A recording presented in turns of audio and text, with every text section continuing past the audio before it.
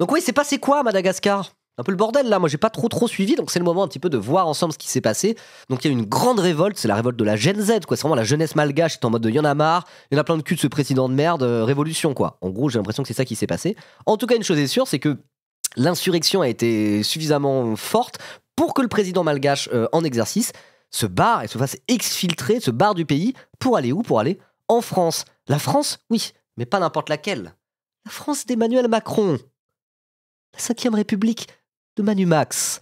Donc c'est directement Macron, plus ou moins, qui l'a rapatrié, enfin non, qu'il l'a pas rapatrié, mais qu'il a exfiltré de Madagascar par avion, quoi. Donc c'est assez fou. Et ça montre aussi que derrière ça, il y a encore des liens entre plein de dirigeants de pays africains et la bonne vieille République française. Et tout ça s'inscrit dans la plus grande tradition de ce qu'on appelle la France-Afrique, finalement. Donc ce qu'on va faire, c'est qu'on va lire un article de Mediapart qui parle justement de ça. Voilà, Emmanuel Macron invité à présenter des excuses au peuple malgache. Une analyse de Fanny Pigeot. Donc l'article n'est pas hyper long. Il n'est pas hyper long, mais ça permettra de parler de ça avec un bon support. Mais avant ça, avant de lire l'article Mediapart, je vous propose de regarder un tout petit sujet de France 24. Donc France 24, ils sont vraiment bons sur l'international. Il y a plein de sujets sur l'international qu'on retrouve assez souvent. Donc c'est cool. Donc juste pour résumer un petit peu la situation en 2 minutes, on va voir ce qui s'est passé avec ce petit sujet de... Wow! Avec ce petit sujet de France 24. C'est parti. Vous avez vu, ils ont changé le player YouTube aussi. Nouvelle interface. Je suis pas encore habitué, ça me fait bizarre. Mais si ça bug moins, moi je suis content. Et c'est parti. Tout de suite, notre correspondante à Tenerife, Gaëlle Borgia. Gaëlle, bonsoir. Quelles sont les réactions après cette journée remplie de rebondissements? Donc ça, c'était il y a quelques jours, je crois déjà. Ah non, c'était il y a un jour. Bon, on va voir. Je pense que ça va faire un petit résumé. Je sais pas, sans ça, bah dites-moi hein, si je suis à la ramasse et que j'ai rien compris à ce qui se passe, n'hésitez pas, le chat, bien sûr, à me dire « Mais non, il s'est passé ça, t'as pas suivi. Hein. » Voilà, l'intelligence collective du chat, bien sûr. Bon alors déjà, je crois qu'on peut dire que ce mardi 14 octobre va rester dans l'histoire comme le jour de la chute du président Andry Rajoelina.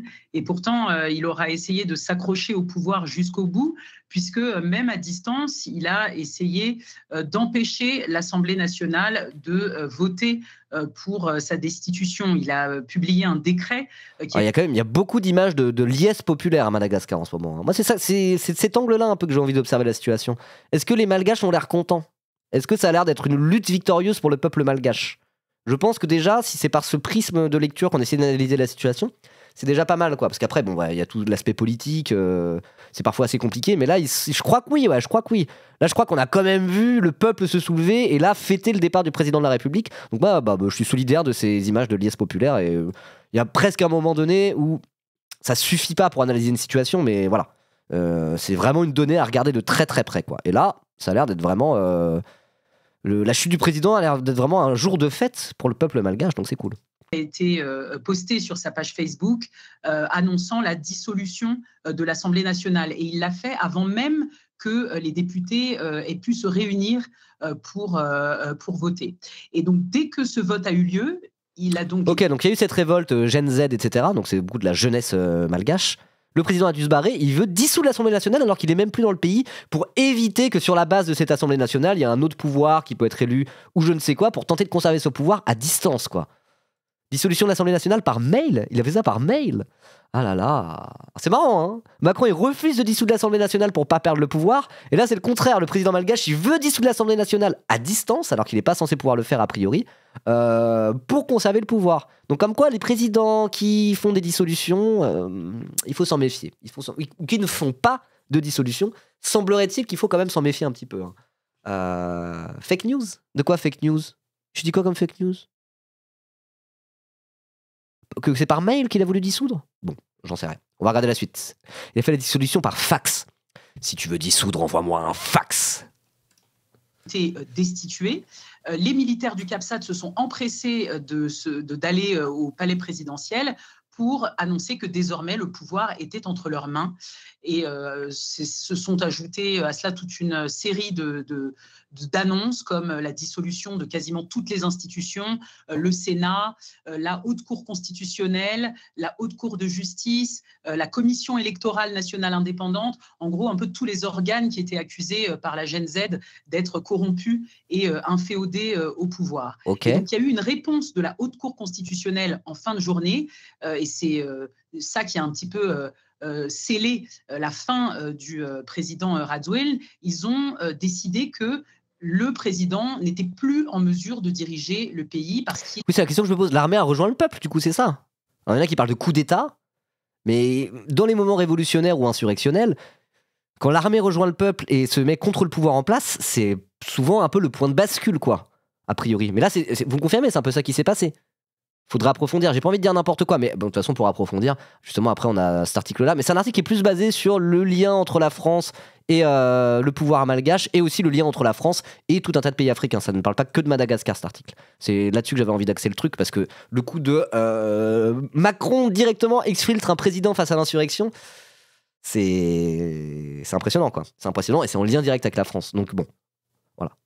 Après, les militaires, c'est jamais une très bonne idée. Bah, c'est pour ça le truc de les militaires prennent la moitié le pouvoir. Ça peut être une très très mauvaise nouvelle, comme ça peut être aussi une révolution qui a entériné. Donc je sais pas là-dessus à quel niveau ça se joue. Il faut faire gaffe. Là, c'est des moments de crise politique majeure là-dedans. Faut pas non plus arriver et dire c'est ultra binaire, ultra simple. Je ne sais pas à quoi ça va mener, mais voilà. Faisons gaffe avec ça. Mais en tout cas, bon, là, la Gen Z, le mouvement qui s'est soulevé, a l'air d'être plutôt content en tout cas.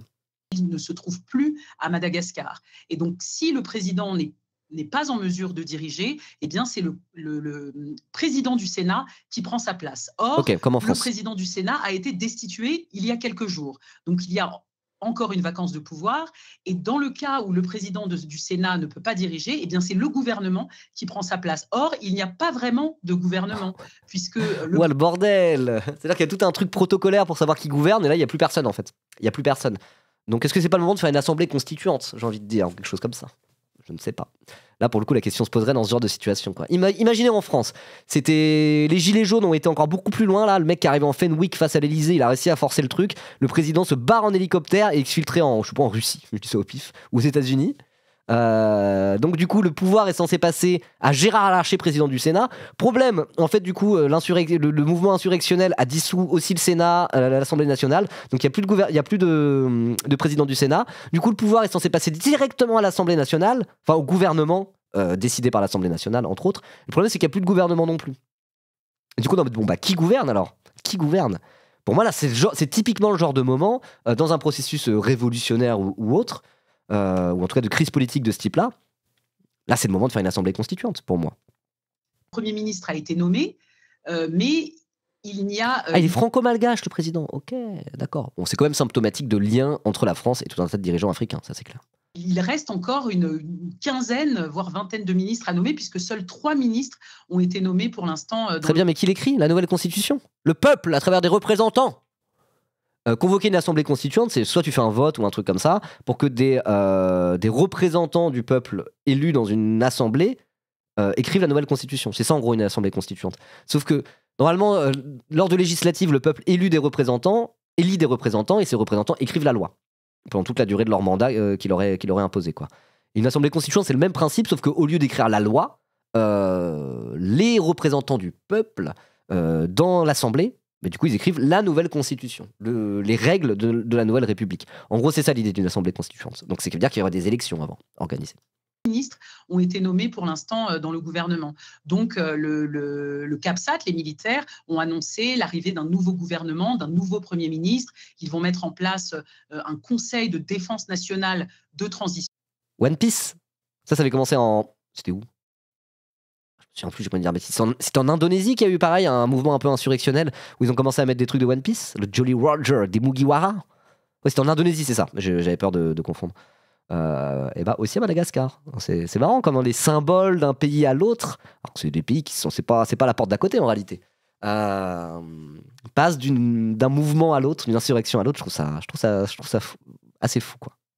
Alors attends, du coup, Pépita qui nous précise. Un militaire, le colonel Michael plutôt, Randrianirina. Alors je suis désolé, j'espère que je vais pas écorcher les noms malgaches.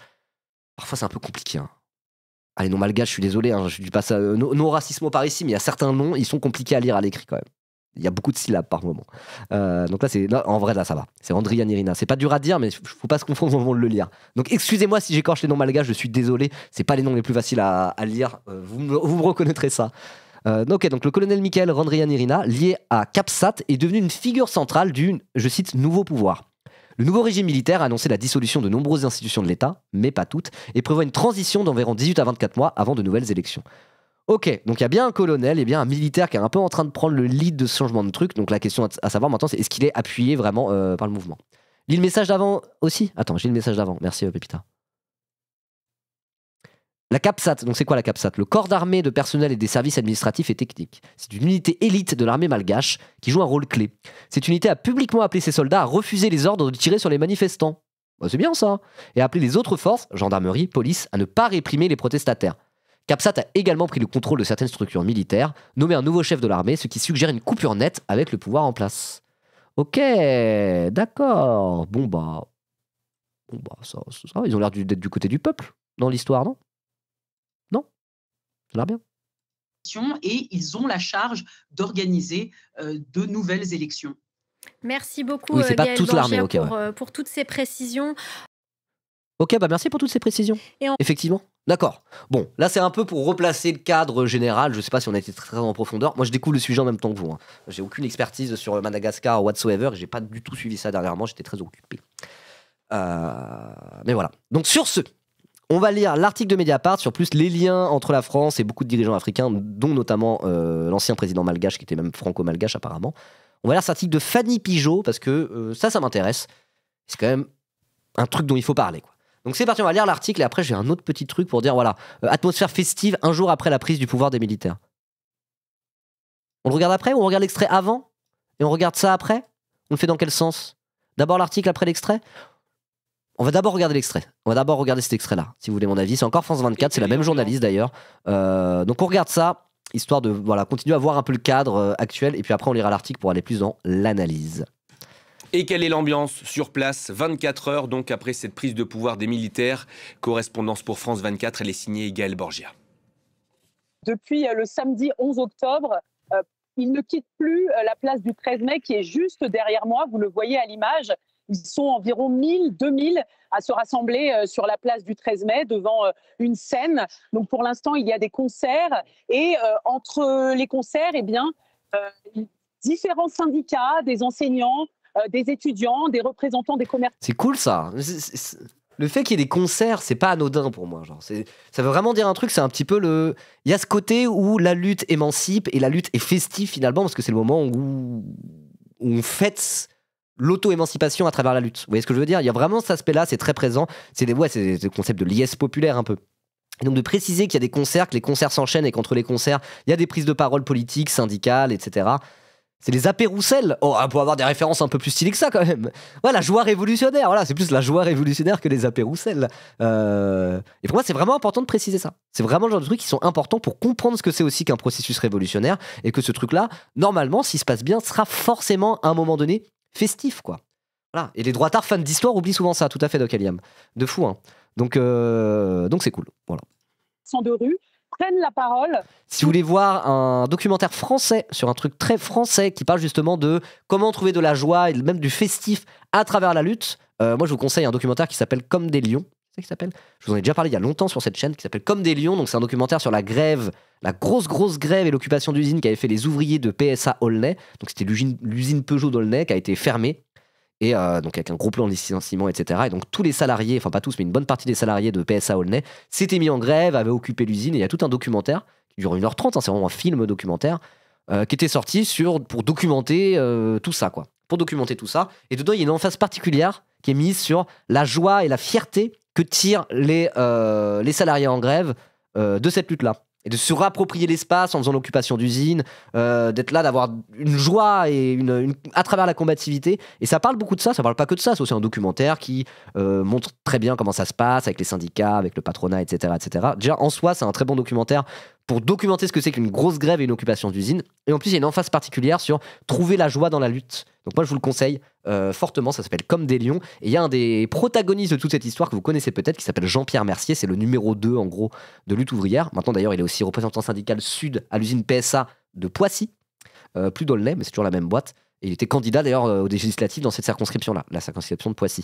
Et donc ce numéro 2 de lutte ouvrière, Jean-Pierre Mercier, qui est du coup un militant communiste révolutionnaire, et aussi un syndicaliste, et presque un leader syndical. Et en tout cas, dans cette grève dans cette grève et cette occupation d'usine, il avait un rôle qui était assez central. Et c'est là que tu vois, quand un vrai communiste révolutionnaire bien formé, bien chaud, comme typiquement le numéro 2 de lutte ouvrière, bah tu vois que quand il y a une grève, ça rigole zéro, quoi. Et tu vois que les profils comme ça, comme Jean-Pierre Mercier, tu comprends mieux un peu ce que c'est que le combat des gars comme ça, quoi. Et t'es en mode genre, ah ouais, là-dessus, respect, le mec trop chaud, quoi. Donc voilà, moi je vous conseille Comme des lions, si vous voulez voir un truc dans un contexte plus habituel, quoi. Un concept d'une grève dans une usine française, c'est vraiment quand on pense à la lutte en France, vous voyez, c'est classique, quoi. C'est vraiment classique.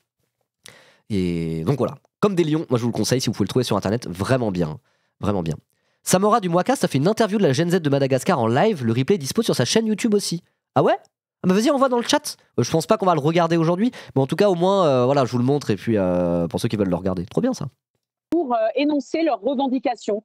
Donc il y a une liberté maintenant de parole qui est présente et ça se passe comme ça tous les jours. Juste à côté de moi, il y a des gens qui mangent des brochettes, qui boivent. Donc il y a une ambiance très festive depuis que tout le monde a la liberté de parler sans répression de la gendarmerie. C'est fou ça. Ils pouvaient pas critiquer les keufs. Là maintenant ils sont là en train de se bouffer des brochettes, faire de la musique, se boire un petit coup. Ils sont en mode genre ah quelle joie de pouvoir critiquer les keufs. c'est chouette, c'est trop bien, ouais. C'est trop cool. Ça fait plaisir. Ok, donc c'est ça l'interview du Moicast. Ouais, SO le Moicast, n'hésitez pas à aller le suivre, bien sûr. Samo du Moicast qui a invité tout un tas de gens. Audrake, Avocha, Frédéric Maillot et Clarisse Da Silva. Moi, je connais pas tout ça. Une interview d'1h08, donc on va pas la regarder aujourd'hui, c'est un petit peu long. Mais en tout cas, voilà, je vous mets le lien sur YouTube. N'hésitez pas à aller suivre le Moicast si vous connaissez pas encore ou quoi que ce soit. C'est un collègue streamer et aussi podcasteur à la base. Hein, d'ailleurs, il s'appelle Samora. Le Moicast, c'était le nom de son podcast à la base qui était produit par le podcast Qualité. Donc la team Fibre Tigre, Lame, Daz, etc., etc. Bref, peu importe. Et donc, du coup, allez-y. Voilà, moi pareil. Alors, ça, c'est mon chaîne secondaire. C'est pour ça que je suis abonné à rien pour l'instant. Je vais peut-être me désabonner pour garder juste un fil professionnel pour aller récupérer les infos, les vidéos que je veux. Je lâche mon petit abonnement en tout cas. Je lâche même mon petit like. Allez, c'est parti. Let's go. N'hésitez pas. Allez voir ça si vous voulez en savoir plus, bien sûr. SO le Moicast. Me dire que j'ai pu rencontrer à la fête de l'UMA. Il faisait partie de la table ronde avec Dr Zoé et moi à la fête de l'UMA. Très sympa. Voilà. Allez, on reprend. Et on va se pencher sur la suite. Gaël, une élection doit normalement être organisée dans les 60 jours, mais cela pourrait se passer différemment? Oui, alors selon la Haute Cour constitutionnelle qui a remis les pouvoirs au colonel Michael Randrianirina, qui est le leader, le commandant de l'unité militaire. Attends. J'ai mal prononcé. Moi, j'ai dit Randrianirina. C'est pas prononcé pareil. Tu sais, s'il y a certaines syllabes, on les prononce pas vraiment. Il y a des malgaches sur le chat qui peuvent m'éclairer? CAPSAT, des élections doivent être organisées en 30 à 60 jours maximum. Randrianirina, du coup, on dit ça? Après, je sais que y a plein de malgaches en France. Le nom de famille, comme tout le monde les écorche, ils disent Randri. Ils disent appelez-moi Monsieur Randri, ça sera très bien. Voilà. Et c'est donc l'autorité militaire qui devra mettre tout ça en place. C'est difficile d'imaginer qu'en si peu de temps, les autorités militaires y parviennent. Pour l'instant, ils ont annoncé la mise en place d'un conseil de défense nationale de transition. Ils vont diriger conjointement avec un nouveau gouvernement. Donc, ils doivent encore nommer un Premier ministre. Ensuite, 18 nouveaux ministres vont arriver. Et il y aura des concertations, beaucoup de discussions pour que ce nouveau dispositif convienne à tout le monde. Il faut aussi rappeler que les militaires ont annoncé la dissolution de la Commission électorale nationale indépendante, l'organe qui est donc en charge des élections. Ils ont annoncé la dissolution de la Haute Cour constitutionnelle, l'organe qui est en charge de contrôler la constitutionnalité. Donc tout cela était très flou et pour l'instant, il va falloir tout reconstruire. Ah oui, faut plus dire malgache car c'est le terme colonial, il faut dire les malgazis. Merde, je sais pas. On fait bien de me le dire. On dit malgazi plutôt? Ah, c'est un peu comme pour Kanaki et Nouvelle-Calédonie quoi. Ils disent quoi à Mediapart? Ils disent malgache ou alors on va voir si c'est un média colonial.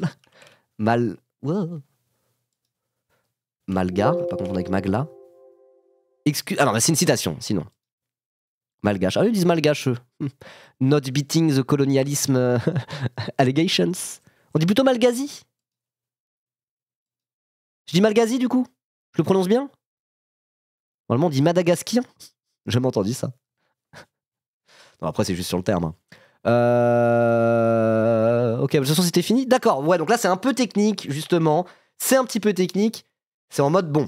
Comment on fait maintenant? Est-ce que c'est une assemblée constituante? Quel cadre pour les élections pour un pouvoir nouveau? Quelle place pour l'armée et le militaire dans ce gouvernement de transition, etc., etc. Là, c'est des questions qui commencent à être centrales dans ce genre, qui sont toujours centrales dans ce genre de moment politique. Et là, c'est vraiment les questions qu'on se pose par rapport à Madagascar. Donc là-dessus, on en parlera probablement une autre fois, parce que tout ça est très très intéressant. Si on a un peu des velléités révolutionnaires, c'est le genre de questions qu'on est obligé de se poser, quoi. C'est quand il y a un moment révolutionnaire, là on peut dire que c'est un moment révolutionnaire, qu'est-ce qui se passe derrière? Parce que si derrière c'est pour que, je sais pas, des militaires prennent le pouvoir via un coup d'État en s'appuyant sur un élan populaire révolutionnaire légitime, bah ça pue du cul. Et donc la question de comment on doit faire quand l'étincelle de la révolution a fait prendre, c'est une question qui est centrale pour tout révolutionnaire. Et justement, quand tu lis des trucs sur Lénine, les bolcheviks en Russie, etc., c'est tout à fait le genre des questions qui sont posées. Comment faire pour que, une fois qu'il y a eu l'insurrection, on va dire, en tout cas l'élan révolutionnaire populaire, derrière, pour que ça se barre pas en couille et que ça aille vraiment sur du meilleur, quoi. Donc là, bon, je vais pas faire toute une analyse de ça parce que je connais pas bien la situation par rapport à Madagascar, mais en tout cas, tout ça est intéressant et il faudra continuer de garder un œil dessus parce que c'est intéressant, quoi. Et puis surtout, bah voilà, les scènes de liesse populaire parce qu'un tyran a été éloigné, bah, ça fait plaisir. Moi, j'appelle ça une bonne nouvelle, en tout cas. La mauvaise nouvelle, c'est peut-être aussi les liens entre la France et ce dirigeant-là. Donc là, maintenant, on va se concentrer plutôt là-dessus. On va lire cet article Mediapart et après, on passera à un autre sujet. Je pense que ça peut être très intéressant. Non, mon chat me réclamait, mais il est parti. Au pire, j'irai le nourrir un peu plus tard. Ce gourmand. Il fait que bouffer, mon chat, en ce moment, c'est une dinguerie. Il fait que graille tout le temps. De base, il avait un petit appétit et là, il fait que bouffer avec l'hiver. Alors, vraiment, c'est en train de devenir un chat normal qui réclame tout le temps. Je pensais qu'il était pas comme les autres. Aïe, aïe, aïe. Salut, Crogonard, ça va? Macron, des excuses pour avoir aidé un dirigeant corrompu d'un pays colonisé? Bonne chance. Bah ouais, hein. Oui, c'est les réserves pour l'hiver que Miguel y fait. Mais là, du coup, va falloir. Je pense qu'il a assez de réserves. Là, va falloir se calmer 5 minutes. Hein. Il a triplé la quantité de bouffe qu'il mange. Le mien, il vient de bouffer la tête d'un oiseau. Ah. Ouais, moi, il chasse pas mal en ce moment. Hein. Il chasse pas mal. Il amène des grosses bestioles et des petits oiseaux mignons. Un chat. Voilà. Bref, allez, clac, c'est parti. Clac, c'est parti. Donc, un article de Fanny Pigeot. Emmanuel Macron invité à présenter des, je cite, excuses au peuple malgache. Je dis malgazi? Moi, j'essaie de dire malgazi plutôt. L'exfiltration du président Rajoelina, que je prononce mal, désolé, par l'armée française ravive les critiques contre une politique africaine jugée néocoloniale. Madagascar, comme l'Afrique francophone, s'inquiète des ingérences françaises et réclame des explications. Ok. Nombre de citoyens et citoyennes malgasis ont dû suffoquer d'indignation en entendant lundi 13 octobre Emmanuel Macron mettre en garde la jeunesse contre, je cite, les ingérences étrangères. Ah, c'est Malagasy, on dit? Malagasy, pardon. Oh là là. Ah, désolé, hein. Excusez-moi, Malagasy, ça roule. Donc Emmanuel Macron, nombre de citoyens et citoyennes Malagasy ont dû suffoquer d'indignation en entendant le lundi 13 octobre Emmanuel Macron mettre en garde la jeunesse contre les, je cite, ingérences étrangères, alors que la France venait tout juste de jouer un rôle central dans la crise politique qui secoue leur pays. Malagasy, pardon. On me le redire 3 fois, j'avais 2 erreurs dans la prononciation. Malagasy, ok. La veille, un avion de l'armée française en provenance de la Réunion a ainsi discrètement atterri sur l'île de Sainte-Marie, au large de la côte est de Madagascar, pour exfiltrer le président Andry Rajoelina et sa famille vers le département français, a révélé Radio France Internationale, donc c'est-à-dire la RFI. Depuis, le chef de l'État malgache, protégé de Nicolas Sarkozy, très mauvais signe, hein. Protégé de Nicolas Sarkozy, ça commence bien. Et naturalisé français en 2014, a disparu des radars, sans doute réfugié à Dubaï. Ok. Ah mais vous m'avez dit, mais il est franco-malgache, etc. Mais il a été naturalisé français en 2014. Donc ça sort pas de nulle part. C'était François Hollande en 2014. Oui d'accord, donc c'est pas vraiment un franco-malgache, il a été naturalisé français. Sachant que c'est protégé de Sarkozy. Ok, bon. Alors que la génération Z, ou Gen Z, est mobilisée depuis plusieurs semaines pour lui demander de démissionner, Andry Rajoelina a affirmé dans sa déclaration diffusée lundi soir sur le compte Facebook de la présidence être en mission à l'étranger. Oui, c'est juste barré, il a fui. Hein. Basta. Et appelé au respect de la Constitution, un discours qui reprend à son compte Emmanuel Macron. Je dis français de papier? Ouais. Ah, vous êtes en train d'essayer de me coincer. Je sais très bien ce que vous êtes en train de faire. Vous êtes en train d'essayer de me coincer. Ribot sur le point de parler de français de papier. Non mais là c'est plus qu'il est directement appuyé par Nicolas Sarkozy. Bizarre, hein? C'est dur de se faire naturaliser français. Bah non, il y a plein de gens qui aimeraient bien avoir la nationalité française, ils bossent en France, ils cotisent en France, ils participent à l'économie et à la vie française, ils peuvent pas avoir la nationalité.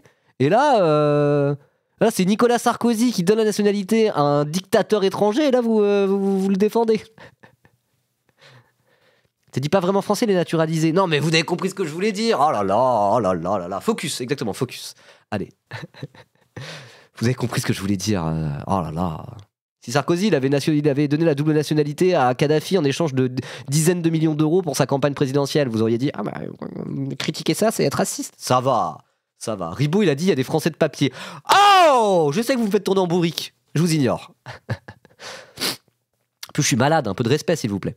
Bon bref, ce n'est sûrement pas un hasard si le jour même de son départ, dimanche, Andry Rajoelina a signé un décret accordant la grâce présidentielle à 8 prisonniers, parmi lesquels un Français et un Franco-Malagasy, tous deux anciens officiers condamnés pour une tentative présumée de coup d'État en 2021. Cette décision a été perçue par beaucoup de Malagasy comme un des prix politiques de son exfiltration. Ok. Donc ça fait un peu penser aussi à ce qui s'est passé avec Kadhafi, avec Sarkozy et Kadhafi.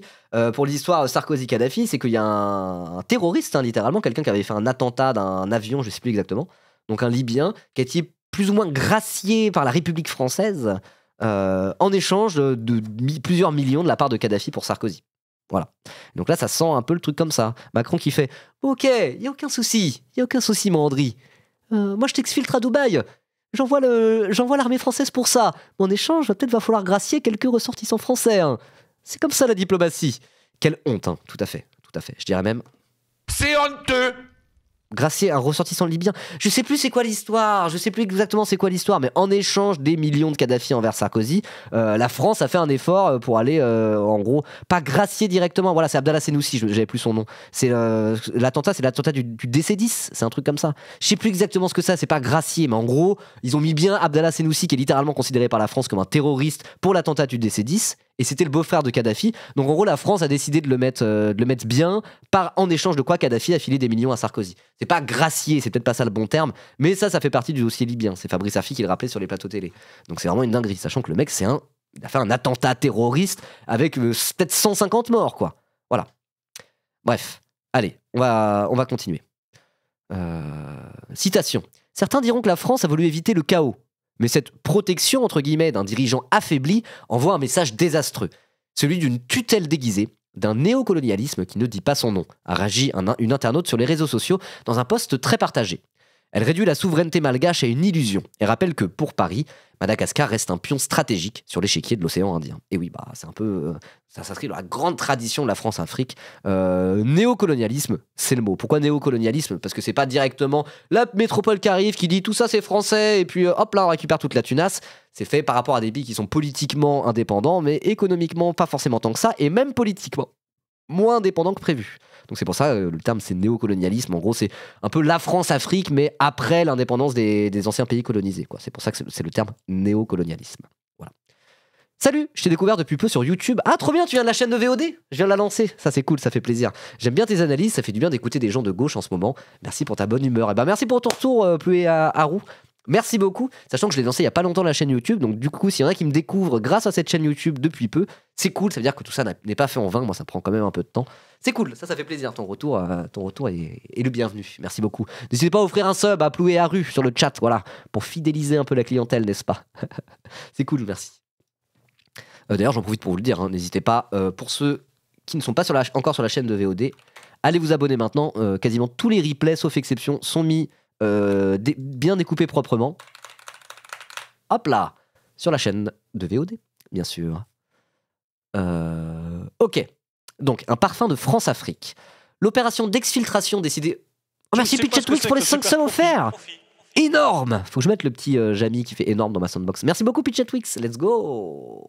On est à 836 subs, on n'est pas encore aux 1000, mais c'est très bien, je profite pour vous dire, s'il y en a qui veulent me soutenir, le gros de mes revenus encore maintenant, même si j'essaie de diversifier un petit peu mon portefeuille d'actions, n'est-ce pas? Enfin, mes revenus, juste. La grosse majeure partie de mes revenus, ça reste les subs Twitch, donc n'hésitez pas, si vous trouvez le contenu intéressant et cool, à lâcher un petit sub. Voilà. Ok, donc, l'opération d'exfiltration décidée par le président français, on parle bien sûr d'Emmanuel Macron, ne fait pas scandale qu'à Madagascar. Elle suscite un vif écho critique dans toute l'Afrique francophone, et au-delà, ravivant ici et là de douloureux souvenirs, anciens comme récents. Car elle s'inscrit dans une longue tradition d'action française, rien à voir avec l'action française, relevant de la logique france-africaine. Entre les indépendances de 1960 et la fin de la guerre froide en 1991, l'armée française ou ses services secrets sont intervenus, selon les calculs de l'historienne américaine Elizabeth Schmidt, à près de 40 reprises dans 16 pays africains. Combien ? Ah, c'est beaucoup. D'accord. CIA un peu, hein. On n'a pas la CIA, mais la DGSI a fait le taf, hein. 40 interventions dans 16 pays africains différents depuis 1960. Non, excusez-moi, je suis malade. Entre 60 et 91. Hein. Donc plus d'une intervention par an. Dans 16 pays différents. Ça en fait des coups d'État. Hein. DGSE, pardon, j'ai dit DGSI. Non, c'est DGSE. Extérieur. I, c'est pour intérieur. Ouais, non, je me suis trompé. Vous avez déjà dit que j'avais une pote, Alors, je ne cite pas qui est la pote, donc ça va, je sais pas si je suis censé le dire. Je connais quelqu'un, ou quelqu'un de sa famille proche, travaille à la DGSI. Voilà. C'est fou, hein.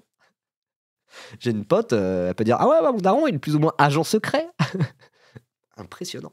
Voilà, c'est les petites connexions. Ribo, CIA. Non mais genre, comment quelqu'un peut retrouver ? Là, je dis ça, il y a tellement aucun nom qui est dit chez Dox Person, on est d'accord, hein, Capons. J'avais pas le droit de dire ça ? C'était plus pour dire je suis un peu à la CIA, moi aussi. Oui, toi, tu connais que des gens surveillés par la DGSI. Capons, tu penses vraiment là, j'aurais pas dû dire ça ? Parce que là, j'ai dit d'une manière tellement floue. Bon, je parle pas d'elle, vous ne savez pas qui c'est. C'est un pote en plus. Je suis en train de troubler les pistes. J'ai fait exprès.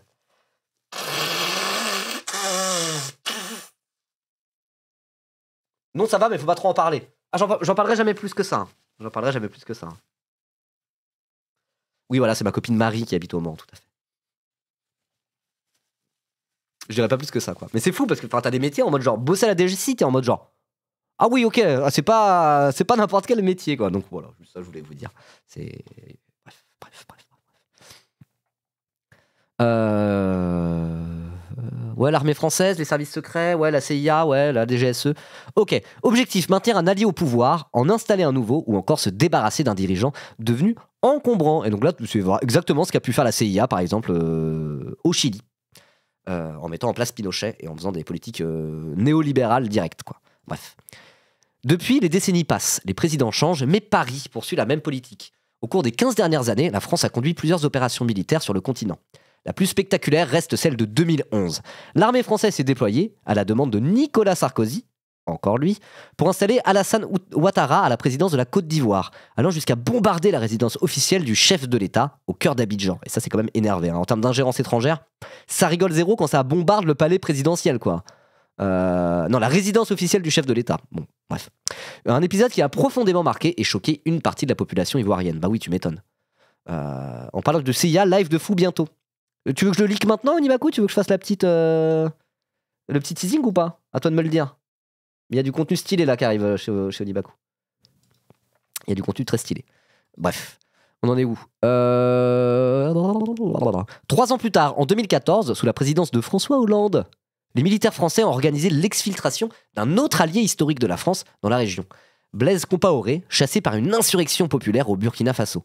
L'ancien président a été transporté par hélicoptère puis par avion jusqu'en Côte d'Ivoire, où il réside toujours. Il a ainsi échappé à la justice burkinabé et en particulier au procès des assassins de son frère d'armes, Thomas Sankara, qu'on connaît bien. Moi, je voudrais que je creuse le sujet sur Sankara, mais bref, c'est un grand révolutionnaire très très apprécié. À l'issue duquel il a été condamné par contumace à la prison à perpétuité en 2022. Ok. Oui, donc voilà, petit teasing, petit leak sur Onibaku. Onibaku prépare un live qui va arriver, il n'y a pas encore de date, mais ça sera probablement la semaine prochaine, je ne sais pas exactement. L'iceberg de la CIA. Voilà. Donc vous savez, le truc d'iceberg, c'est on commence des histoires les plus connues et on va de plus en plus profond dans le lore sur des trucs pas très connus, un peu shady, un peu bizarre. Et donc il a prévu de faire l'iceberg de la CIA. Il a bien préparé son truc. Hein. T'as fait un PowerPoint limite, tu vas montrer des images. Il y a vraiment ce truc de... ça a l'air bien préparé et ça a l'air un peu stylé. Il y a plein de trucs qu'on connaît sur la CIA, mais là, les opérations les plus bizarres, même à la fin, ça va peut-être aller quasiment du côté de la théorie du complot, mais bon, il a une rigueur intellectuelle à toute épreuve. Onibaku, vous inquiétez pas pour ça. Il va pas véhiculer des fakes. Mais voilà, l'iceberg de la CIA, ça arrive bientôt chez Onibaku. Je sais pas si on essaiera peut-être de caler un raid pour que vous emmenez sur sa chaîne au moment où il le fait. À voir. Mais ça risque d'être cool. Hein. Franchement, là, le concept est vraiment banger. Et moi, j'ai regardé un peu. J'ai eu un peu de teasing là, où j'ai vu l'iceberg. Je connaissais le début. Tout ce qu'il y a au fond, jamais entendu parler. Moi, mes connaissances vont pas plus loin que l'opération MK Ultra. Et voilà. Le coup du LSD en Alsace. Je sais pas, on va voir. Mais pour ça, n'hésitez pas à aller suivre Onibaku TV dès maintenant pour ne pas louper son fameux iceberg de la CIA. Voilà. On attend peut-être l'iceberg de la DGSE, mais celui-là, fais gaffe à toi, hein, sinon tu vas te retrouver en prison. Tu vas te retrouver dans un hélicoptère du jour au lendemain. Bref. Ok, alors, en 2023, la liste a failli s'allonger. Donc quoi, c'est la liste des interventions en France pour aller tenter de sauver le cul de leurs alliés dans des pays africains par rapport à des insurrections. Quoi. En 2023, la liste a failli s'allonger. Emmanuel Macron avait validé une opération des forces spéciales destinée à réinstaller Mohamed Bazoum au pouvoir après son renversement par un coup d'État au Niger cette fois. Mais cette fois, l'intervention n'a pas été déclenchée. À cela s'ajoutent les pressions plus diffuses du quotidien. Gestes symboliques, soutien visible ou discret, positionnement ambigu. En 2021, Emmanuel Macron a par exemple cautionné le coup d'État de Mahamat Idriss Déby au Tchad, qui vient de faire passer le mandat présidentiel de 5 à 7 ans, tout en le rendant renouvelable indéfiniment. Je me demande bien ce qu'il va pouvoir faire avec cette réforme. Bon, il y a des présidents, ils ont pas froid aux yeux, ils sont genre bon, je pense que je devrais régner plus longtemps et indéfiniment. Non, je vais pas du tout utiliser ça pour m'emparer du pouvoir le plus longtemps possible et agir comme un petit dictateur. Je pense que c'est mieux pour la démocratie. Aïe. Hein. Et Macron a cautionné le coup d'État derrière, quoi. Ah là là, les crapules, quoi. Les crapules néocoloniales, hein, c'est chaud. En juin, l'opposition ivoirienne s'est indignée de voir l'ambassadeur de France à Abidjan arborer, lors d'une cérémonie officielle, une chemise à l'effigie de l'épouse du président Alassane Ouattara, lequel brigue le 25 octobre un 4e mandat, en contradiction avec la Constitution qui n'en autorise que 2. Le mec, il est déjà anticonstitutionnel, parce qu'il a fait 3 mandats au lieu de 2, et là, il va se présenter pour le 4e. Hein. Ok. Ah, ça rigole zéro. Hein. Ça, c'est le rêve humide de Trump. Peut-être qu'il va finir par le faire. Hein. Les autorités françaises continuent ainsi d'agir, comme si les leçons récentes venues du Burkina Faso, du Mali et du Niger, qui ont rompu brutalement avec Paris, lassés de ces interférences, ne leur avaient rien appris. Mais les mêmes pratiques auront les mêmes effets. Le départ en catimini d'Andry Rajoelina, je cite, relance un débat qui dépasse largement les frontières de la Grande Île. La Grande Île, c'est Madagascar. La France sait-elle encore se tenir à distance des crises africaines ? S'inquiète le journaliste malien Chienkoro Diarra. J'espère que je le prononce bien. L'Afrique change, ses capitales bougent, ses alliances se déplacent. La France, elle, semble encore croire qu'elle peut écrire la fin des histoires africaines, ajoute-t-il. Or, souligne-t-il, l'ingérence française nourrit la méfiance et alimente le ressentiment anti-français qui monte partout sur le continent. Cet article est banger, le néocolonialisme de la France est pire que je pensais. C'est vrai que c'est des sujets dont on parle pas tant que ça. Après, il y a vraiment des gens qui s'intéressent à tous ces sujets-là, au sujet de la France-Afrique, qui peut-être n'apprennent pas grand-chose en lisant cet article. Mais cet article est vraiment bienvenu et surtout, il part de ce fameux truc du président malgache exfiltré par Macron pour revenir un peu plus en profondeur pour rappeler un petit peu tous les épisodes qu'il y a eu qui ressemblaient à ça sur le temps long, dès les années 1960. Donc l'article est vraiment bien. Je suis d'accord. Comme quoi, hein, voilà, des bons articles chez Mediapart, bref, je vais pas revenir là-dessus. Le double discours et l'interventionnisme des autorités françaises de ces dernières années ne resteront pas sans conséquences, confirme auprès de Mediapart l'opposant et activiste togolais Nathaniel Olympio. Citation. À ce jeu-là, la France est perdante. Les peuples savent ce qui se passe et n'oublient pas. Elle est en train de sacrifier durablement son avenir en Afrique. Parce que oui, en plus, s'ils étaient malins, s'ils étaient un peu plus malins que ça, Macron et compagnie, ils se diraient non, on va faire du bif. Enfin, on va faire du bif. Le but, c'est de faire des... Genre, on va participer au développement de tous ces pays africains en étant des partenaires économiques fiables. Et ça serait un peu intéressé, mais au moins en laissant une indépendance politique, à minima, quoi. Ils seront en mode genre, on va les aider à se développer économiquement, et puis à la fin, on va tirer des dividendes de tout ça. Ils le font aussi. Mais à côté de ça, ils maintiennent des dictateurs en place, quoi. Donc je veux dire, il y a un moment donné, ça va finir peut-être, probablement, par se retourner aussi contre la France, quoi. Sur le long terme, voilà. Disons qu'il y a évidemment une velléité de la part de tous ces citoyens de tous ces pays africains à ne pas être dirigés par des dictateurs corrompus et c'est directement en collusion avec la France-Afrique. Vous voyez ? Cette envie-là, ces velléités-là du peuple, des différents peuples d'Afrique, Elle existe, elle va pas s'en aller du jour au lendemain, quoi. Donc je veux dire, il est... Ok, Macron et ses sbires et ses prédécesseurs s'acoquinent avec des présidents corrompus, très bien, mais ils sont pas en train de se mettre les peuples des 10 pays dans la poche en même temps. Donc sur le temps long, effectivement, je sais pas comment ça va évoluer, mais du point de vue de la France, c'est même un mauvais calcul en réalité. Ouais, c'est déjà le cas au Mali et au Niger, ils nous ont virés et c'est tant mieux. Ouais, c'est tant mieux. Mais voilà quoi, enfin bref, vous m'avez compris. Ok, allez, on finit l'article. La diaspora malagasy, installée à La Réunion, réclame déjà des explications. De quel droit la France est-elle autorisée un tel acte d'ingérence dans les affaires intérieures de Madagascar, interroge-t-elle dans un communiqué. Un autre collectif de citoyens et citoyennes a adressé une lettre ouverte à Emmanuel Macron, l'exhortant à rompre avec, je cite, « cette hypocrisie post-coloniale qui habille d'amitié ce qui n'est souvent qu'une prudence intéressée » et à présenter des excuses au peuple malagasy, enfin malgache, là c'est une citation, pour les blessures symboliques causées par ces déclarations récentes et les silences du passé. Ok. Elle est bien. Cette phrase-là, elle est bien. Hein. C'est très bien dit. Cette hypocrisie post-coloniale qui habille d'amitié ce qui n'est souvent qu'une prudence intéressée. Stylé, hein. Ça résume bien tout ça. Une prudence intéressée. Ok. Bon, bah, il était bien cet article. Il était très bien. Moi, j'avais envie de revenir un petit peu là-dessus. Et puis là, c'est bien parce que voilà, ça a été un peu plus au fond des choses. Ça dit, bon, le président s'est fait exfiltrer. Très bien. Et à côté de ça, je voulais dire... Niger? Ah, de quoi tu t'es fait censurer par le chat Twitch? Oui, qu'on parle du Niger. Parfois, en anglais, ça ressemble à un mot qui est très très interdit sur Twitch. Donc parfois, bon, il peut y avoir des confusions au niveau du bot Twitch. Voilà, on parle du Niger, effectivement. Excusez-moi. Voilà, il était bien l'article, il était très bien. Je suis content d'avoir parlé un petit peu de ça. Voilà, moi c'est pas un sujet auquel je suis vraiment spécialiste du tout. Tout ce qui est un peu la France-Afrique, ça fait partie du sujet qu'il faut même que je creuse en réalité. Voilà, bon, je le ferai un de ces quatre. Et puis voilà, de quand même lire ces articles-là, ça permet un petit peu d'en parler et d'aller un petit peu plus loin que juste dire « Oh, c'est impressionnant, regardez, il a été exfiltré. » Oui, mais tout ça s'inscrit dans une grande tradition néocoloniale, post-coloniale, vous appelez ça comme vous voulez, de la France-Afrique. Voilà. Si vous regardez la VOD en tout cas et que vous avez trouvé ça intéressant, n'hésitez pas à vous abonner à la chaîne YouTube. Et puis voilà,